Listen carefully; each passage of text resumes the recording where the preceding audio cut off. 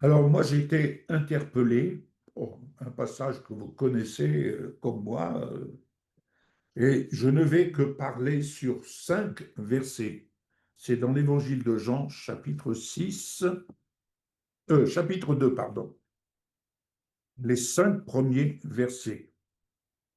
Cette réflexion s'intitule Faites ce qu'il vous dira. Autrement dit, ne faites pas ce que vous avez envie de faire, ne faites pas comme vous voudriez le faire, mais faites ce qu'il vous dira. Autrement dit, faites les choses comme Jésus lui-même a appris à faire en regardant le Père agir. Alors j'entre dans le vif du sujet. 3 jours après, il y eut des noces à Cana en Galilée. Jean 2, verset 1er. Alors, vous me permettez, je vais lire de manière à ce que ce soit clair par rapport à ce que j'ai pu préparer.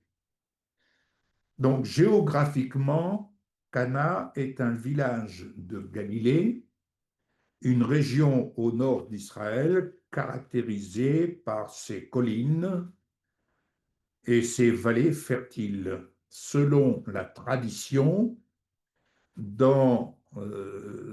Cana se situerait non loin de Nazareth, à environ une dizaine de kilomètres au nord-est. Cependant, plusieurs sites contemporains revendiquent ce nom, mais celui qui est le plus souvent associé au récit évangélique est Kaf Kana.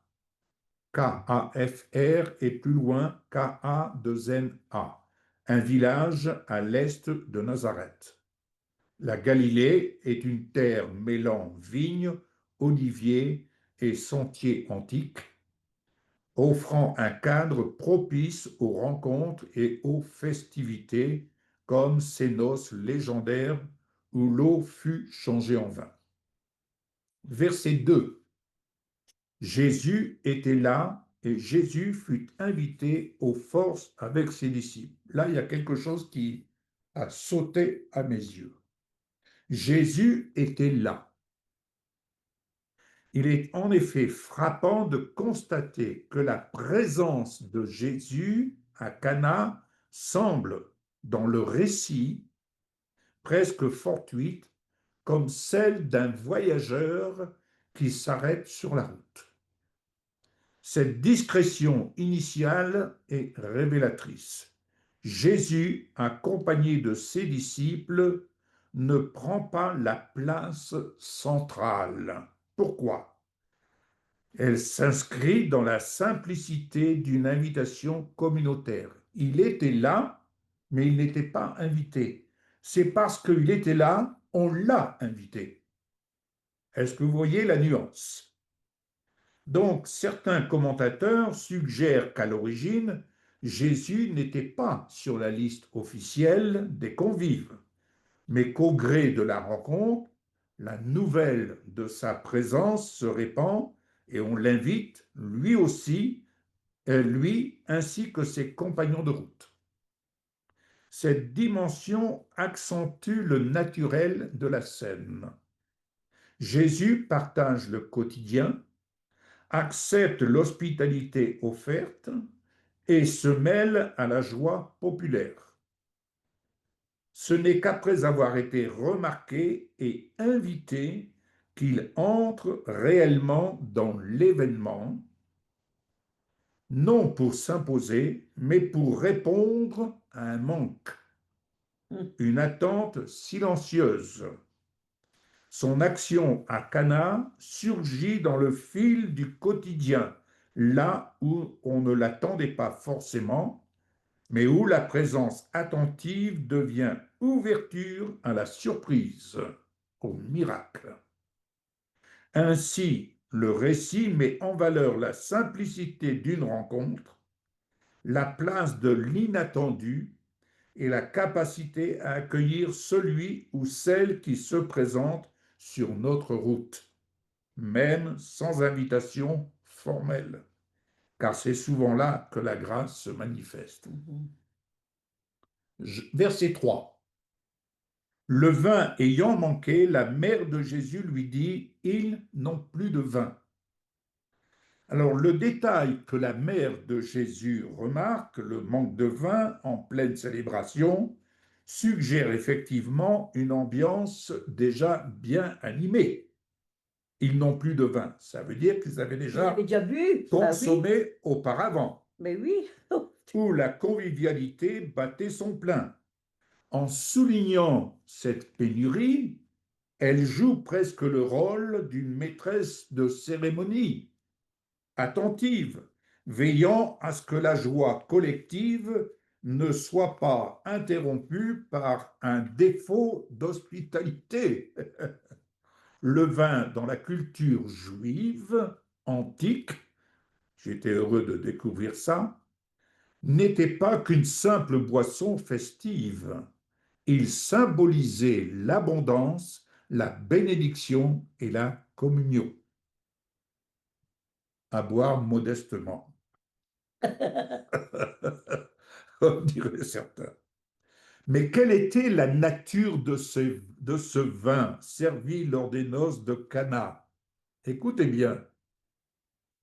À cette époque, le vin produit en Galilée ou dans la région plus large de la Palestine ressemblait davantage à un vin léger, souvent coupé d'eau, afin d'adoucir sa puissance et de prolonger sa consommation lors des grands rassemblements.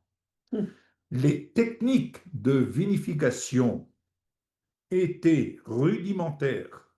Les raisins étaient écrasés dans des cuves de pierre ou de terre cuite.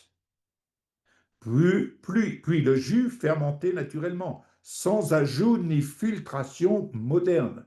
Ce vin pouvait être sucré ou légèrement acide selon la maturité du raisin et la saveur le savoir-faire des vignerons.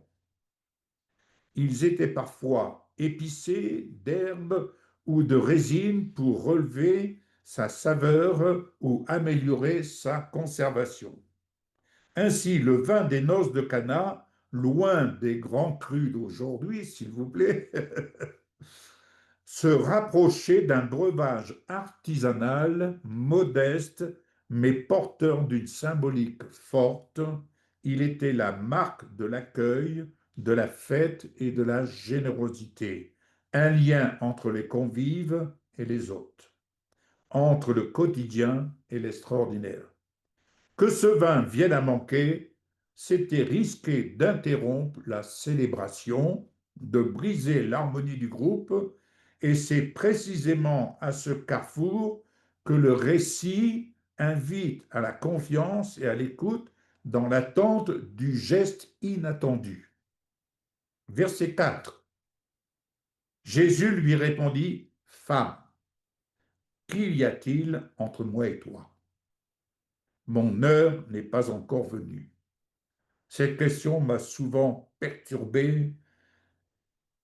Ce bref échange entre Jésus et sa mère, tout en retenue et en tension, a longtemps intrigué bien des prédicateurs, des croyants, des lectrices, des lecteurs curieux. L'appellation femme, surprenante, voire abrupte à nos oreilles modernes, n'était pas nécessairement irrespectueuse dans la langue et la culture de l'époque. Elle pouvait traduire une certaine solennité, marquer un pas de côté, signifier une relation différente de celle qui unit un enfant à sa mère dans la sphère privée. À travers cette adresse, Jésus semble s'extraire du seul lien filial pour entrer dans une mission plus vaste, ouverte sur l'humanité entière. La question, qu'y a-t-il entre moi et toi, littéralement, qu'avons-nous en commun? indique une forme de distance, non pour rejeter, mais pour souligner que l'heure de l'action, le temps des signes, n'est pas dicté par l'attachement familial ou les attentes humaines, mais par un dessein plus profond, une obéissance à la volonté de Dieu. On pourrait alors percevoir dans cette parenthèse une mise à l'écart temporaire du lien terrestre, comme si Jésus, en ce moment charnière, se situait à la croisée des mondes. Il appartient à la réalité humaine, partageant la fête et l'inquiétude du manque, mais en même temps, il s'inscrit dans une dynamique céleste, celle de la révélation progressive du mystère. La réponse de Jésus trace donc une frontière délicate entre la spontanéité de la demande maternelle et le rythme intérieur de sa mission. Il y a ce que, humainement parlant, nous attendons en conséquence de la demande, mais il y a la façon qui appartient au Seigneur de répondre, d'agir.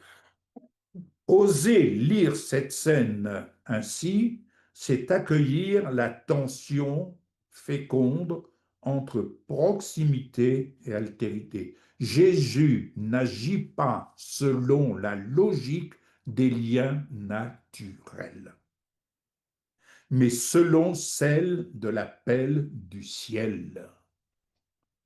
Sa mère elle-même devra consentir à ce passage, devenant de mère biologique, figure de la foi et de la confiance.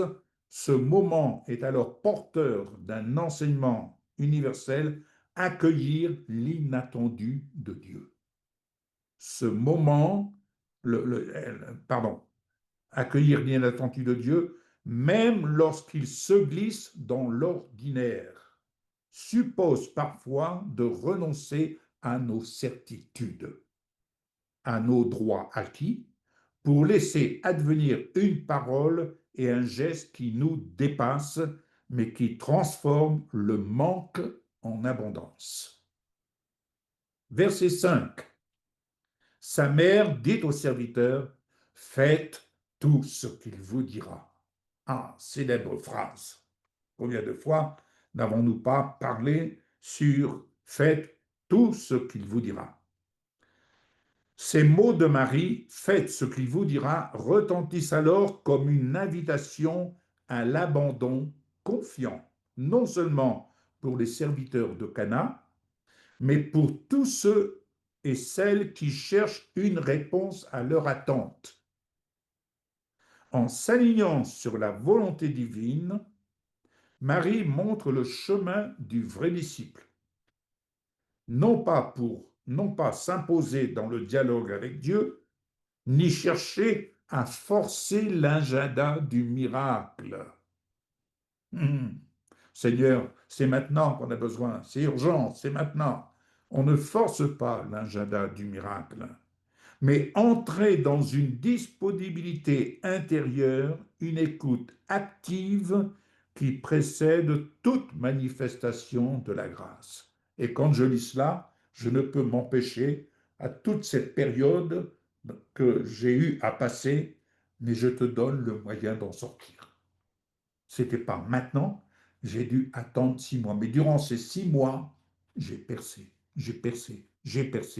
jusqu'à être dépouillé, dépossédé de bien des certitudes et à me retrouver nu et me laisser envelopper, habillé, revêtu de la présence, revêtu de la présence du Seigneur. Il est tentant dans la prière de préciser à Dieu la forme que devrait prendre l'exaucement. Je répète, il est tentant dans la prière de préciser à Dieu la forme que devrait prendre l'exaucement, d'en fixer le moment, le mode ou même les contours. Pourtant, la scène des noces de Cana invite à une autre posture. Il ne s'agit pas tant d'exiger de Dieu qu'il agisse selon notre logique, mais de reconnaître que l'acte de foi consiste d'abord à se rendre disponible à la parole qui précède nos attentes, à accueillir l'inattendu qui bouleverse nos plans. Autrement dit, non pas comme je veux, Seigneur, mais comme tu veux. Alléluia. C'est là toute la leçon du faites ce qu'il vous dira. Se demander avant d'espérer, voir le manque comblé, si l'on est prêt à entrer dans l'obéissance, à ajuster ses propres élans à l'initiative divine. La foi n'est pas un outil pour manipuler le ciel, mais une écoute qui ouvre l'espace du cœur à la nouveauté de Dieu. Ainsi, la vraie question du croyant n'est pas seulement quand Dieu me répondra-t-il, mais suis-je prêt à entendre et à accomplir ce que Dieu me demandera, même si cela dépasse mon projet initial? Marie, par son attitude silencieuse et résolue, incarne cette disponibilité absolue. Elle ne sait pas comment Jésus agira, ni même s'il agira, mais elle fait confiance à la parole, laissant à Dieu la liberté de surprendre. À la suite de Marie, chaque croyant est invité à vivre cette tension féconde entre désir et disponibilité, prière et obéissance, en se posant dans la simplicité et la vérité la question: ai-je fait ou suis-je prêt à faire ce que Jésus m'exhorte à accomplir? Car c'est souvent du cœur de cette disposition que la grâce opère, transformant le manque en surabondance, la demande en louange émerveillée. Alléluia. Amen, amen, amen. Prière de foi inspirée des noces de Cana. Dieu de l'imprévisible et du quotidien, au nom de Jésus-Christ, ton Fils unique, Seigneur sur notre vie. Nous venons devant toi comme invités au festin de la vie, parfois habités par le manque, parfois portés par la fête. Apprends-nous, à la suite de Marie, à déposer nos attentes et à ne pas imposer nos plans à ta sagesse. Rends nos cœurs attentifs à ta parole, même quand elle surprend, dérange ou diffère de ce que nous aurions souhaité.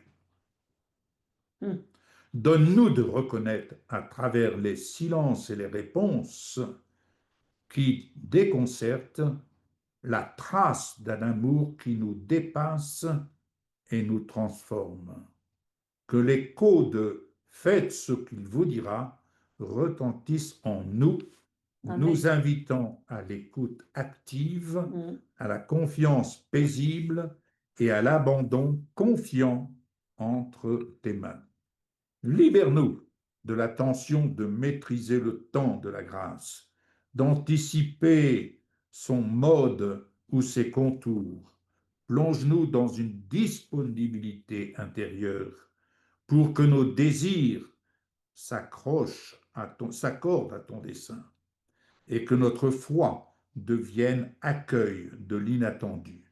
Nous te prions, Dieu, notre Père créateur, d'ouvrir en chacun, en chacune de nous, l'espace humble où la grâce peut surgir, pour que le manque ne soit pas motif de fermeture, mais invitation à l'émerveillement devant ta surabondance. Donne-nous de marcher chaque jour dans la simple confiance, prêt à écouter, prêt à agir, prêts à accueillir la nouveauté que tu prépares.